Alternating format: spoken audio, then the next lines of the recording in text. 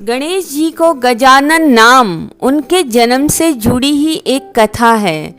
एक बार शिव जी कैलाश से बाहर थे। माता पार्वती काफ़ी अकेली सी थी।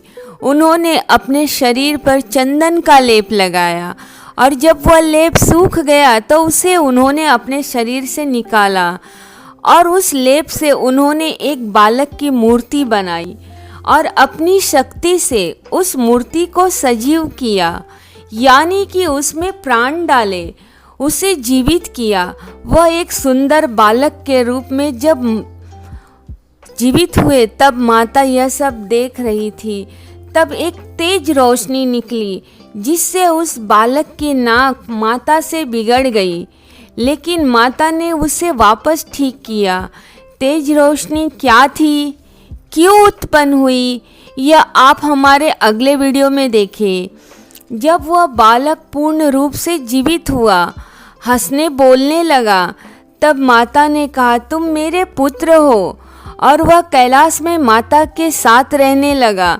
माता ने उन्हें गणेश नाम दिया। एक बार माता स्नान करने जा रही थी। उन्होंने गणेश को कहा वह द्वार पर ही रहे, किसी को भीतर जाने ना दे। माता की आज्ञा मानकर गणेश द्वार पर खड़े हो गए। थोड़ी ही देर में शिव जी आए, भीतर जाने लगे। तब उन्होंने गणेश से कहा, आप बाहर रुके, माता आ जाए तभी भीतर जाना। शिव जी नहीं मान रहे थे। तब गणेश जी और महादेव में युद्ध हुआ। गणेश जी ने महादेव को कुछ अपशब्द भी कहे थे उनकी वेशभूषा पर। तब महादेव ने अपने त्रिशूल से गणेश का सर काट दिया। गणेश जोर से चित्कार करके जमीन पर गिर गए। उनकी आवाज़ सुनकर माता दौड़ी दौड़ी आई।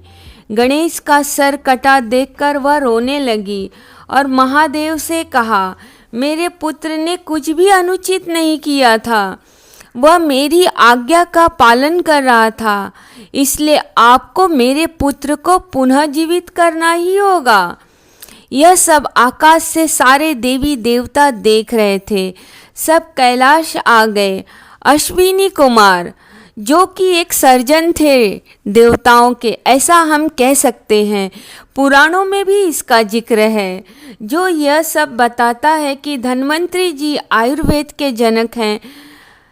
भारत में पाई जाने वाली वनस्पतियों के बारे में उन्होंने लोगों को बताया कि वह कितनी उपयोगी है। उसी तरह गणेश जी का सर कटना और उस पर हाथी का सर लगाना अश्विनी कुमार को यह साबित करता है कि कोई भी आज से पहले ही मॉडर्न टेक्नोलॉजी, सर्जरी, ये सब हमारे देवी देवताओं की ही देन है। हमें जब गणेश जी का हाथी का सर लगाया गया तब महादेव ने उन्हें गजानन कहकर पुकारा। तब से गणेश जी का नाम गजानन पड़ा। इस कथा में एक बात और है, जब शिव जी ने गणेश का सिर काटा तो वह उनके पीठ की तरफ गिरा, यानी कि गणेश जी के मुख के दर्शन करना शुभ होता है, उनके पीठ के दर्शन नहीं करना चाहिए। कथा पसंद आए तो चैनल को लाइक और सब्सक्राइब कीजिए।